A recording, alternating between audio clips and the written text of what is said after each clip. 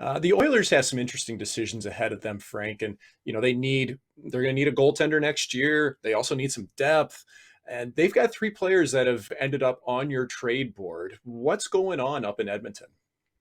Yeah, so Tyson Barrie lands inside the top 10. You see him here at number 8. And the big thing for the Edmonton Oilers is going to try and create as much salary cap flexibility as possible. That's like a 3-word phrase that's going to be a huge buzzword throughout these next number of weeks. A number of teams are going to be trying to do it. The Vancouver Canucks are another. But the Edmonton Oilers want to take a run at trying to re-sign Evander Kane. He's not going to be inexpensive, probably will require some term.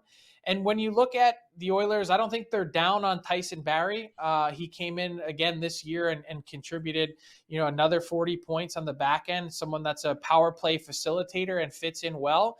But if you have someone in Philip Broberg that can come in next year and help on that right side with Evan Bouchard, with Cody Ceci, Tyson Barrie at that cap hit, $4.5 million for each of the next 2 seasons, may be a little bit more than you want to spend. So I do believe the Oilers are going to continue to look at the trade market for Tyson Barrie and see if they can find a fit.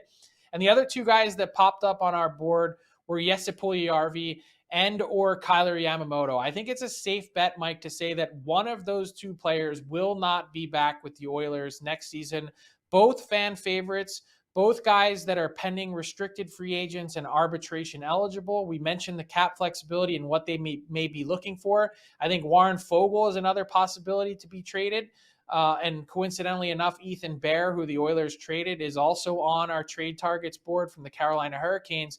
But the Oilers, they're not going to be able to afford to keep everyone. Puljujärvi is a guy that looked lost in the playoffs. Yamamoto contributed a bit more. And I think ultimately, if you compare those 2 players, the Bison King and Yamo, that 2 fan favorites in that market, they'd like to try and keep Yamamoto, but I think he's also the guy, Mike, that will bring you a better return. So they might end up having to move on from him. So those are some names to consider in oil country.